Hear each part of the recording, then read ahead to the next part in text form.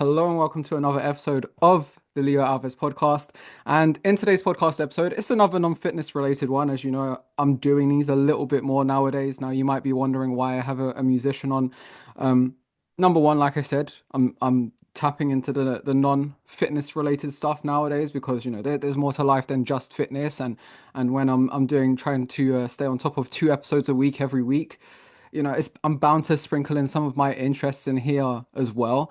And then that's the first point. And then the second point is it's not totally random. Like there's things that you can still take away from this episode as the listener as well, where um so SKT, who's here with me and he'll introduce himself shortly, he's made a lot of progress in music because there's a lot of resiliency, there's a lot of consistency, there's a lot of just moving forward, and you keep going after there are bad days, and it doesn't matter, you keep turning up. So there are a lot of lessons that you can learn there on your fitness journey as well. So it's not exactly the most random thing in the world. Like I said, there are still lessons that you can take away when it comes to showing up and just getting the thing done.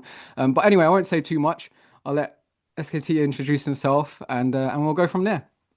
Yeah, so obviously I go by the name of SKT as an artist. I'm like this weird kind of mix of like UK rap with Italian rap. I've had like a career also as a producer in music prior to like this whole artistry thing.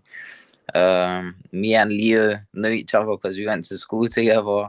So we've had like that kind of relationship, and obviously like it's great to see kind of how everybody like progresses going into adult life. And obviously for me, I did also take like the route of education, so I have a degree and that as well, but I chose to pursue music because at the end of the day it's the thing that has always been my passion, if that makes sense. And that's something that I think, even in the hardest times, has always led me to, just push through. And, I've always wanted to live a life doing something I love and not something that I'm kind of forced to do to get somewhere. So, yeah, yeah, that's me, SK. Yeah, and born and raised in London, right, with an Italian background. Yeah, so both of my parents are immigrants from the south of Italy, and yeah, like they had me here, and there's like this weird thing that is like in the Italian market that I'm like born in Italy and then I've moved here, but now like I'm just born and raised in London, and I speak Italian because my mom immigrated quite late. So when I was growing up, she was still kind of learning English. And so obviously, like Italian's always been part of the linguistic we've spoken at home, if that makes sense. So yeah, like that's Mm. how it kind of came to be. My mom even forced me to like take Italian lessons, which at the time I was like, this is rubbish. Like, what am I doing this for? But it's coming pretty damn handy now. So sometimes it's good to listen to your parents, sometimes not always, but yeah, that was definitely, something that has helped me with what I'm doing now. Did I think it would? No, but it has, which is it's crazy. Knowing another language, guys, I think is, it's very important in this life. So I advise it. Right? Right, yeah, Yeah. I 100% agree with this. Knowing another language, like just the other day, I had a not too long ago, I had like two language teachers, two guys who help teach languages on. So yeah, I'm all for that, and it's definitely handy, which I don't feel like is a very prevalent belief, at least in England, where a lot of Yeah. people I've mentioned, I remember during lockdown, people were saying they were bored. I'd say, maybe go learn a language, and they'd say I don't need to because I know English. So I was like, I feel like that's quite a common belief, at least a lot of at least in my bubble in the UK. But what I wanted to say, because I know you were saying like music's always been there for you. So how far back are we talking when you were like you just knew you wanted to be a musician? Like how So far back? I mean, like through school, I always had like, well, we went to the same school, so you kind of knew like our school environment was very much, oh, you need to go uni and you need to. So I was kind of like convinced I'd become like a lawyer in it. But I think when I like started doing music. To be honest, I started doing music immediately at school because I already was like singing. So I used to sing in like the school choirs, and do like all of them like events and all the like school concerts and all of that stuff. So that started like from when I was 11, but getting into the more music creation side, I'd say actually started from like GCSE. So when I was doing my GCSE, that's the first time I ever tapped into music production. And I think just naturally I was like, oh, like I kind of quite like this. So I remember like that birthday, I asked like my parents if I could get like a laptop so that I could start making music. So I'm 15 at the time. I start like doing this stuff, and obviously it's not very good, but like it was a start for me, and I had a background in music, like from singing in the choir. I understood music theory, and that has always played an essential role, in my opinion, to my growth. Because if I didn't actually understand music, I don't feel like, like some people can just rap and they're good, but I don't feel like that's quite my image. Like I've grown up around, let's say, the hood, but I can't sit here and tell you that I'm a gangster. Like I'm not. Like that's not the life I live. And a lot of people that are from that life, they rap to escape that. Like for me, I rap because music is genuinely a passion, and rap music is something I love doing. Like it's not necessarily something I'm like utilizing as an escape from the hood, although I'd like to make it out of the hood, so to speak, and move on to better things in life, which thank God music has provided that for me. It's definitely formulated the foundation of my basis of going forward.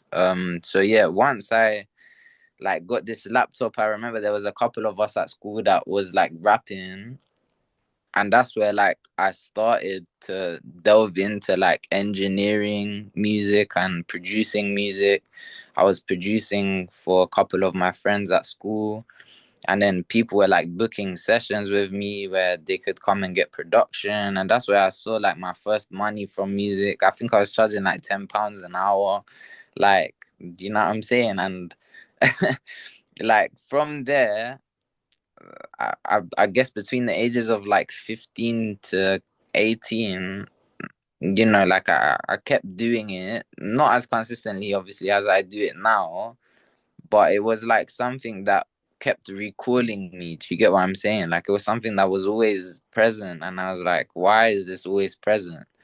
And yeah, you get to 18, went to uni now, and that's really where I'd say like I started to get my head down with music. Like being at uni made me realize like this life is like it's okay, like studying paperwork, all of that stuff is great. Like I studied history and philosophy, so my background is very much within reading, writing, you know, finding sources and all of that stuff.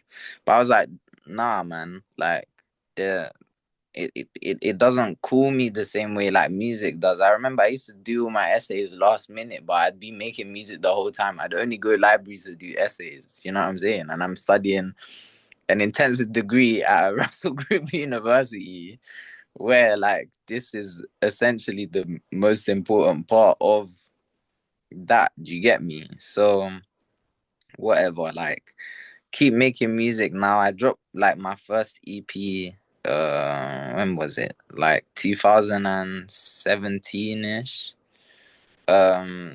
Which was just like a testament to myself, like that I was a music creator, but it wasn't like my primary thing at that time. Like I'd say the thing that was earning me money from music was my production. In those times I'd started to work with people from the UK music scene, like Dino. I did a session for Unknown T. I remember I was getting some beats placed within Sony Music, like, and this all literally came from that grassroots, like grinding with my friends, like making music with my friends, who some of them eventually progressed to get to bigger positions. But there was one song that I released in this EP that I did in 2017 that caught the attention of A&Rs at Sony. By chance, one of them must have got played at like a party. Do you know what I'm saying? But this something I always say to people is like, in life you need luck. Like, luck is really important, but you kind of create the opportunity for luck. So the way to do that is by constantly plugging away at things, in my opinion. So in this particular instance, I've made the EP now, and somehow it's come across this guy. But that was my in. Like, so I go to this Sony meeting, whatever, start having these sessions. For like the Dino session, I remember I got paid £800 for the session, and I got paid like 2 grand for the beat. Like, so I'm starting to see money now, and I'm like, bro, like, I can actually like make a living from this if I'm smart. Do you know what I'm saying? Like, I started to, it was maybe the origins of me being calculated. So anyway, do these like first 2 years of uni now, gets to like 2018-ish, and basically maybe like 2 years before that, my grandma had passed away. But it was weird. It kind of like, I think it was on the second year anniversary, it really played up on me. I don't know why. Like, I had some weird existential crisis, and I kind of fell into like depression, let's say, like, but badly, like very depressed. And the only thing I was doing during this time was like creating music. Basically, I deferred my year at uni, and I just came home. And like, my parents wanted me home because at the end of the day, like, my depression had got very bad. And so I was like, raw, like, let me like at least try and do something where I'm not inspired to do anything else. And in that kind of segment of time, let's say 2018 to 2020, like, that's where my skills really developed onto like a professional level now, because I'm like doing it daily. Like, there's nothing else to think about. It's just music, music, music, music. I got to like a level where, let's say maybe I got close to having put in my 10,000 hours, and I like mastered it, let's say. So like, I became quite prominent when it came to production, but not only just like rap and urban music, but also I learned how to make pop music. I learned how to make Afro music. Do you know what I'm saying? And this would eventually open a lot of other doors for me. So anyway, gets to like this period of 2020. Obviously, we're going towards COVID and that, but I remember that like I had 6 months left of my degree, and so I say like, I'm gonna go back to uni and do it, because at the end of the day, it's half a year in it. For like this half a year, like, this was where I realized, let's say, how much I wanted music to be my life. So I got my student loan, and my dream was to like make a studio in it. So I didn't rent. I was going, bear in mind, like, live in London, but I was going uni in Newcastle. Like, I didn't rent somewhere to stay. So like, when I returned to my degree, which I think it started in the term of November 2019, so luckily it was only 6 months, I didn't rent anywhere. So I was getting student loan, but I didn't like rent somewhere to like stay. So I was staying in the library so that I could put the student loan aside to like continue my investment in music. At the time, I had like a song called Gelato, which was like doing quite good online. It was like maybe my first ever song that like was showing signs of potential pre-release. And I dropped it, and I remember like I did like a run for like iTunes. So I got people to like buy the song and that. And like, it charted like in the same morning. It charted like, man's waking up under a table in the library. Do you understand what I'm saying? Like, to me, this moment is feeling mad surreal, because I'm like, bro, like, what the fuck? Like, my song is like next to Drake in the Apple charts, but I'm here. Do you get what I'm saying? It was weird, but it's like something that's always stuck with me, because it's kind of been like that personal resilience, let's say, to, have an objective in mind and really go for it. So whatever, that all happens now. Luckily, we come to COVID because I was starting to feel dead. Like I remember I'd go uni like and I fall asleep in my lectures because I'm not sleeping well. Like while I'm in the library, I'm still making beats and like trying to get placements in the music industry. So it's all kinds of like shit is going on that is kind of like uncalculated, but you're just doing it because, in my opinion, in life, you should just do. Like, this is another thing I've learned. Like, don't do with an objective, just do. Have like a long term goal and a vision, but at the end of the day, the important thing is to just show up, in my opinion, because, like I say, luck is what you need in life, and luck is only created via your own perseverance in it. So opportunity can present itself, but only if you're showing up. If you're not showing up, no opportunity is ever gonna come because you haven't been there in the first place to be lucky enough to have that opportunity face you. Do you get me? So yeah, to come home from uni now, I have like, how much did I save? I think I had like 7.5, 8 grand, like between my student loan and then other money that I had made from like some productions and that. And I said to like my dad, we just had the shed at the back of the house. I was like, can I like just give you like rent and can we convert it type shit?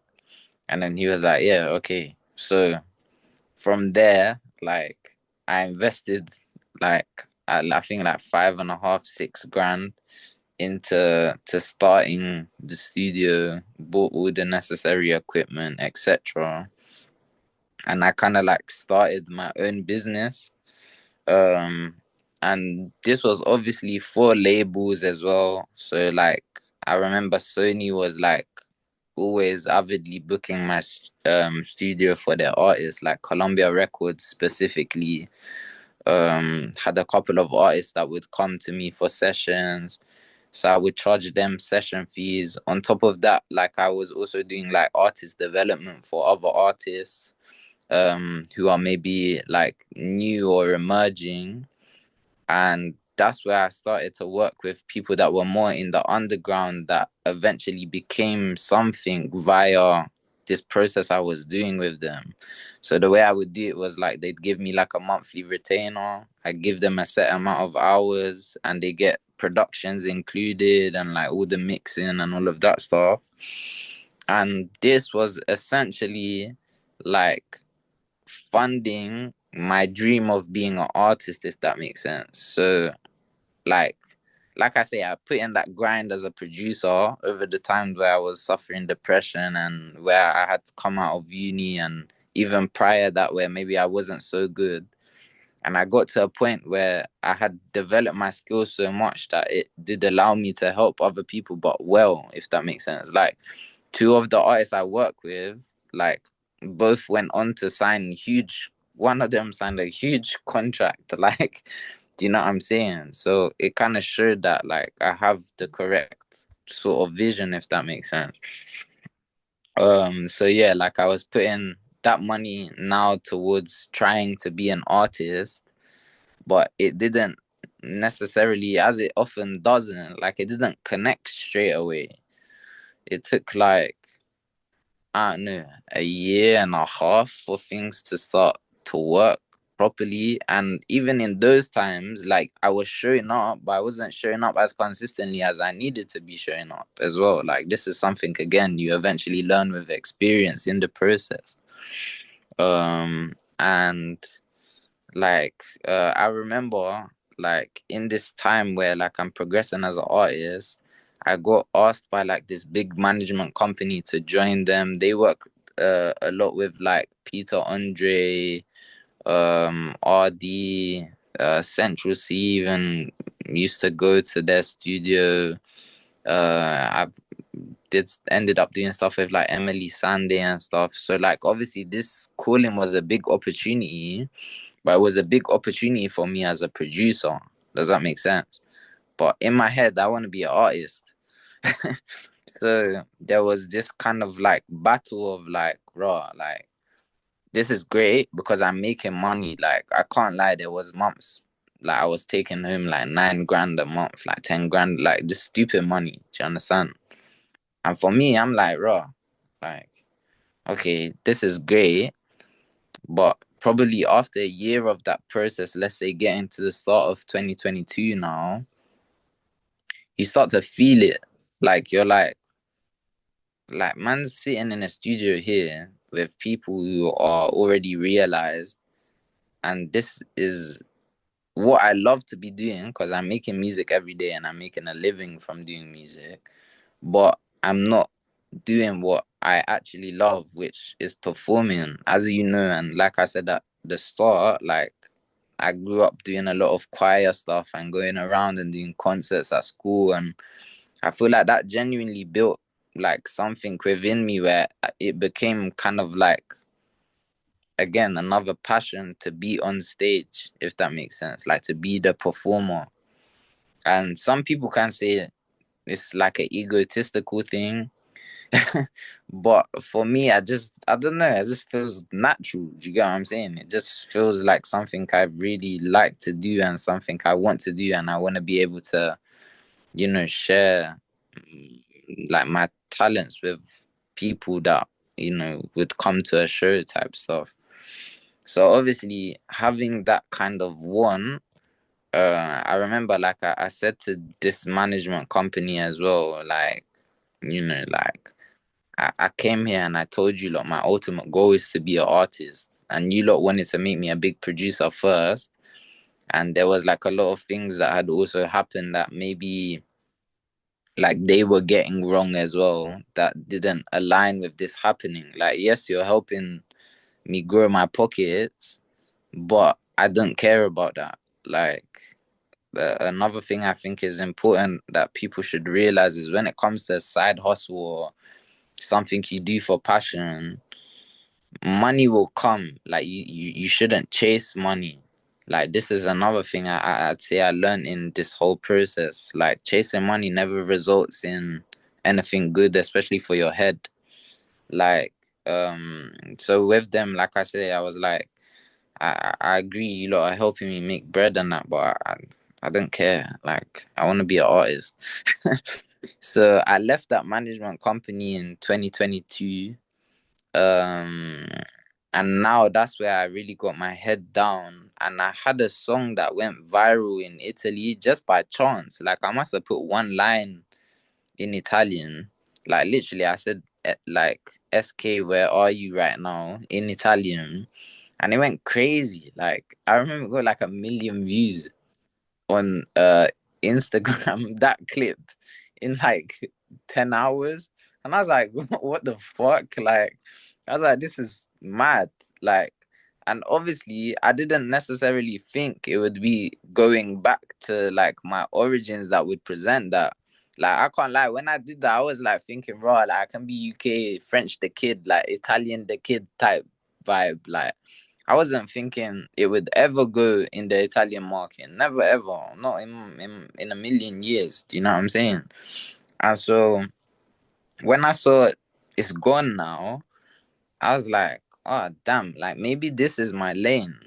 So from there, I like adapted my music a bit, as like you probably know. Like I went from having songs fully in English to like implementing Italian words and Italian phrases to eventually having songs which are half in Italian, half in English. Um, and this obviously like allowed me to build the brand which I have today. I think before this piece of music went viral, I had like my online total following was like something like 14 or 15K, I want to say, like across Instagram, TikTok, YouTube, Spotify. And like today, that's scaled to, I think we're at 413,000 followers across platforms, which is like, it's, it's like surreal, but it just shows that like showing up, even through like all these failings, like I say, like, I started my journey in 2015 essentially when it comes to this stuff, like to do it properly, like through all the trials and tribulations, you can eventually reach somewhere, but it's just about trying to find where you're valued, if that makes sense. For me, it took me like 8 years, 7, 8 years to find out that Italy was the place that would value me as an artist rather than just as the guy that's behind the records or behind writing a record. Does that make sense? And so that's why I always say to people, like, show up and just try in different ways to show up. But ultimately, what's gonna guide you is having that one passion. I feel like we live in like a generation where people are like, obviously we see a lot of success online, like raw, like this guy's up, this guy's rich, this guy's got Lamborghini, this guy's selling some next course that can be some next Ponzi, like get rich quick scheme. But I feel like the only way you can kind of break free, let's say, from things is to actually build a passion towards something, like something you really genuinely believe in yourself and you love, but just keep doing it even in the times, bro. There's been so much times where I've cried, I've like broken down, like I've been like, this is shit, I want to give up, like I've been broke as fuck, like, do you know what I'm saying? Like there's been hella times like that, like, and in all those instances, if it wasn't for, let's say, that love that I have and the want to kind of also prove it to myself, but also sometimes prove to other people that I'm capable of doing things, like I don't think I would be in the position I am today. And I say that with caution as well, because proving yourself to other people should never be like to have a one up on anyone. Like, and I don't think that should be your motivation, if that makes sense. Like, I'd never get motivated by having to be better than anyone else. Because at the end of the day, bro, like, none of us are better than anyone else. We're all the same, bro. Like, we all go to the same place when we die. We're all born in the same way. Like, all that changes realistically is your own perception of yourself, if that makes sense. And I think that's what should drive your growth. And in my opinion, I've been lucky that I had this passion of music from a young age. Some people don't necessarily like find their passions until a lot later in life. But at the same time, like, again, like I'm a avid like Gary V watcher as well. Like, life is long in it, so just because maybe today someone might not be so passionate about something or so driven by something, it doesn't mean you can't grow a passion, or maybe that insecurity that is a passion that you don't want to let show because you're insecure of it is something you can grow. Because if someone like myself can achieve things, bro, anyone can. Like at school, I was definitely not considered one of the cooler people or one of the, like, if you told anyone at school, right, SK is gonna or Steph's gonna be like a rapper one, like no one's gonna believe you, bro. Do you get what I'm saying? So it just goes to show that as long as you put your head towards something, like genuinely anything is possible, you know? And even me, like I still, it's not like I'm realized, like I'm still an emerging artist. Like my music is listened to and I do have a following, but I'm not like, at that super established level, like not even like a Central C, but let's say someone like Blanco or Nems in the UK, where they have like a actual sustained kind of level of growth. Like for me, I'm still grinding results. Like I'm still always trying to get virality out of certain songs and get like the creations up on TikTok and all of that stuff, because ultimately that leads to my music being streamed and me continuing to grow as an artist. Like, and I think that's another thing that people don't realize is maybe from the outside, some people Like I've had people tell me, "Oh, but like you've got money, like like you're good now." Like, no, it don't mean anything. Like at the end of the day, there's still a vision I have for myself, which, as I said, my passion is to perform. Like I want to be doing like stages where I can sell like myself like 5, 10K tickets for a show. Do you get what I'm saying? And until I get to that point, that's when I'll start to feel realized, if that makes sense. And you can call it greedy or nah, man. I'm just driven to achieve that goal. Do you know what I'm saying? Like I say, like I'm a firm believer as well that like money comes and money goes as well. Like it's not a chasing thing. Like it's not about being the richest or being nah. Like for me, it's genuinely about this is what I've seen for myself for at least the last like 6 or 7 years. I need to get it. Does that make sense? Like that's the vision, and God willing, it will come. Obviously, you can never be sure, but if you don't try, you'll never know. You know. So yeah, that's kind of like I say the story up until now. There are a couple of other things in there, but they're not so important. If that makes sense. Like I told you, basically all the important sides to things, in my opinion. But yeah, maybe I've been waffling for long. No, no, no, it's been great to listen to. I didn't want to interrupt you because yeah, it was a good story. There was no need to interrupt. Um, I wanted to ask as well. There were a few things there, but one Yeah. thing I would say, do you still remember the very last time you were like this close to saying, you know what, maybe I'm gonna leave music. Maybe it's not for me. Yeah, bro. Like probably the end of last year, like I got like offered a contract, and then like one of the A&Rs pulled on it. Like that's another thing actually I didn't bring up. Like I've been independent my whole career. Like no label has ever I've had offers, but they've never got to where I want as an offer because yeah, like I say, I work in the Italian market, and Italians with money are very funny people. So, yeah, like even that stuff like that still happens. It's like wow, like why can't this company believe in me when I'm doing all these numbers and achieving all this stuff? Do you get what I'm saying? It's still to this day it happens, but it doesn't stop me because like what I do is I look at where I started and where I am now, and I say like, if I can get this far without like no one helping, like I can go even further. Like why can't I? Like what's stopping me? Nothing. Yeah, Your brain. Sometimes you put that block because you say, oh, but this isn't there, so maybe it's impossible. Like genuinely, that saying is cliche. Impossible is not really a thing. I feel like as long as you try, you you can't you can't fail. Like you can't. You'll grow in some way. So you still gain. Maybe you might not reach the objective, but you still gain something. You get it? Right. Yeah. yeah, and that's what social media has done.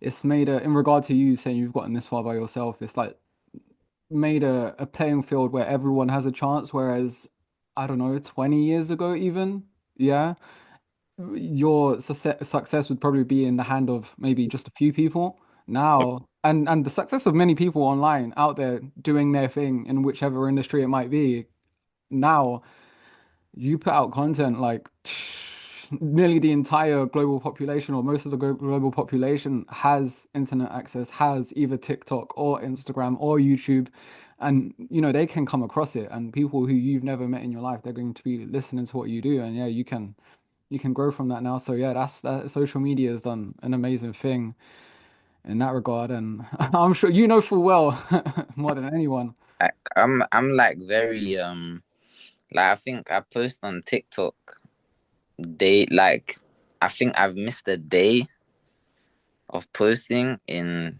the last 3 years. Like I post every day, even if it's some bullshit post. Like I just post, man. What like I say to people, like, what do you lose? Like What do you lose? Oh, I didn't get enough views. What's enough views, bro? Just post. Like people don't. I don't know why. Like still, like 99% of people can't conceptualize. Like if you don't get it out there, it can never ever do well. Like just just do it and just post. Mm. I advise everyone, like I always encourage all my friends as well that do the same like work as me, and like just post. Fuck what people think. People will always criticize you. So fuck it. Just do Yeah. it. Get No, me. I agree. I agree. I think it's one of those things like it's easy to have that initial fear when you're posting something maybe you're passionate about. Again, it goes for any industry, because Yeah. you're putting yourself out there. But then I think after a while you just grow, you just realize it doesn't matter. Like who gives a fuck? Like we just yeah, just post, show up, and more often than not you're gonna find a lot of people who genuinely enjoy what you do as well. So yeah, it's whatever. Um I I was gonna ask you some questions about your journey. You ended up covering like basically every single question that I had in mind. So it like kind of just leaves like the random questions that I thought I would ask as well. I have like two or three. The Go on. first one was like if you could go back and let's say Stefano right now, 2025 January, could go back to the version of you at sixth form, let's say, and like you Mm. could just say something to yourself from back then. What would you say, if anything? You know what's mad? That you asked this question is in like I've got an EP that's coming out later this year. I have a song is with like this kid who in Italy is like starting to make waves as well. The song is essentially called like talking to my younger self. So like it's actually a good question. I feel like I'd encourage myself to like be more consistent with my socials from earlier. Like sometimes I wish instead of starting like 3 years ago, I started 5 years ago because I feel like I'd be further ahead. Um, I think as well I'd be more firm with my beliefs. Like I'm someone that I'm quite easygoing, so like a lot of things don't bother me that maybe should bother me, especially when it's come to like my business side of things. Like sometimes I'm very lenient with people and I don't like, you know, get onto things right away. Like I just let things be at times. But I've noticed that it's important to like step in straight away and, when you need to say something, just say it. Cause like protecting other people's feelings, I can't lie. In this world, it will just lead you to fuck yourself. So you should always just be honest and very clear and communicative with people.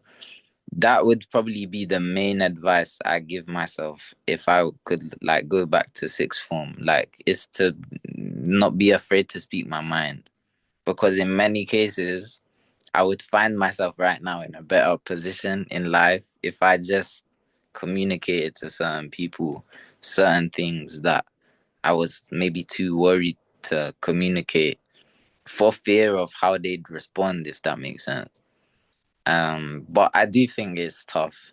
Like it's hard. Communication is not easy at all. Like it isn't. Like to be clear and concise with people difficult, especially with difficult people, because like you're trying to avoid confrontation and arguments and stuff. But sometimes, you can say something and then step away, if that makes sense. So you can say what you need to say, and then you don't even need to litigate. Like you don't have to argue back. They can argue and just leave them to argue with themselves. Like yeah, communication definitely be more clear and concise, Do you and think? Oh, go on. don't be scared to tell people to fuck off when you need to. I feel like that can be that's good advice for a lot of people. Um, do you think the sixth form version of Stefano would have listened? uh, nah, confident enough. Nah, no way. It would have been like, yeah, shut up, man. You're trying shit. Cause yeah, in sixth form, I didn't think I had the same confidence I had now. There was a lot less like self belief, but I feel like that comes with time anyway, and comes with character understanding and building character as well. Yeah. So yeah. So the next thing I had in mind, and I feel like this is a common question that a lot of people will ask, maybe someone in the music industry, but who is it that are your favorite musicians? As of Um. now? So if I was like to put to like inspiration, I'd say like Travis Scott artistically has always been the main point of like sound inspiration and sonic inspiration. Even if maybe it doesn't transcend in my music, like that's where I learned music in my opinion, was listening to Travis and his albums. So I'd say behind Travis is a producer called Mike Dean.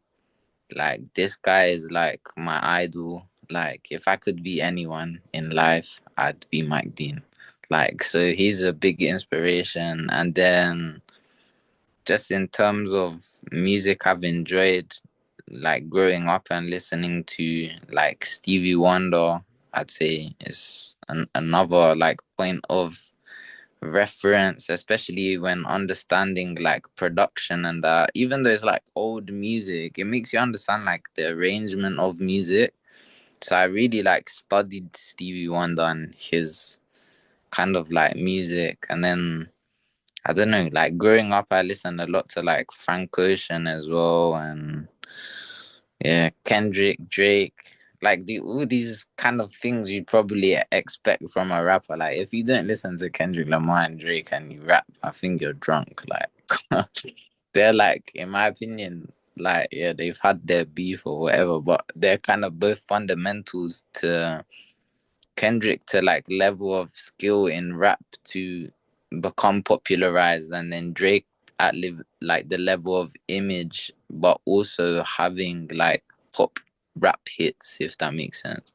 So those have probably been the two things that, let's say, in the gauge of understanding being a rapper, have helped a lot. But sonically, inspiration definitely Travis and Mike Scott, and Mike Dean, sorry, are the two big points of reference for me. Like, Yeah. if anyone asks me who my goat is Mike Dean, man. I love that guy. Yeah, fair play, man. Well, you never know how the universe works in funny ways, so you could never know what might happen shortly. So, Feeling.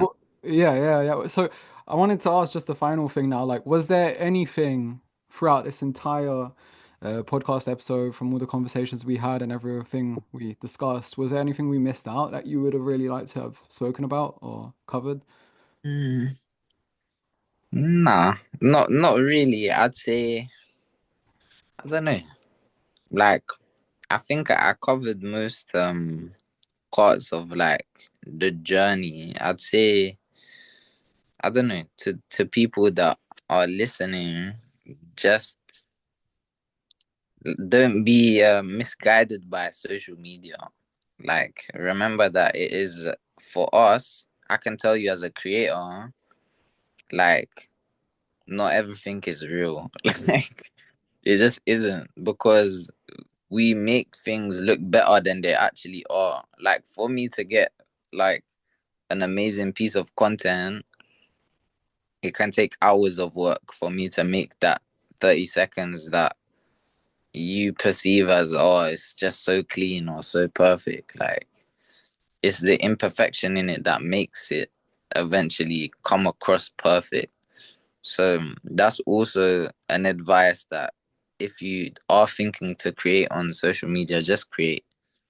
Like don't think about it being perfect, because having this idea, oh, it's not right, it's not good, no one's gonna, like, nah. Like the only way you're gonna get better is by trial and error, and that's all you can do. Just keep going, keep going, keep going, and yeah, use it as like with caution.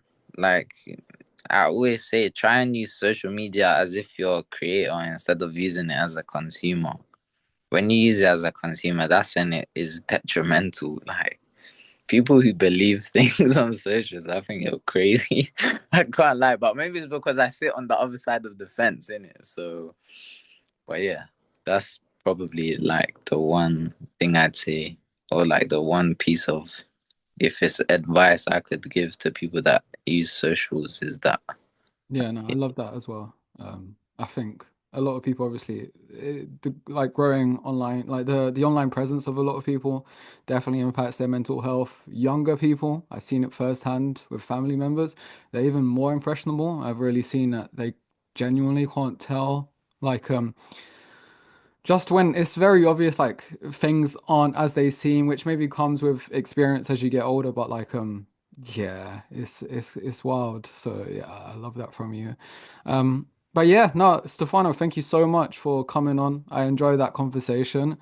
I'll leave like your your Spotify, your YouTube channel, and all of that, and your Instagram in the show notes of this podcast episode. And yeah, thank you very much for coming on, bro. Easy, man. I appreciate it. All right.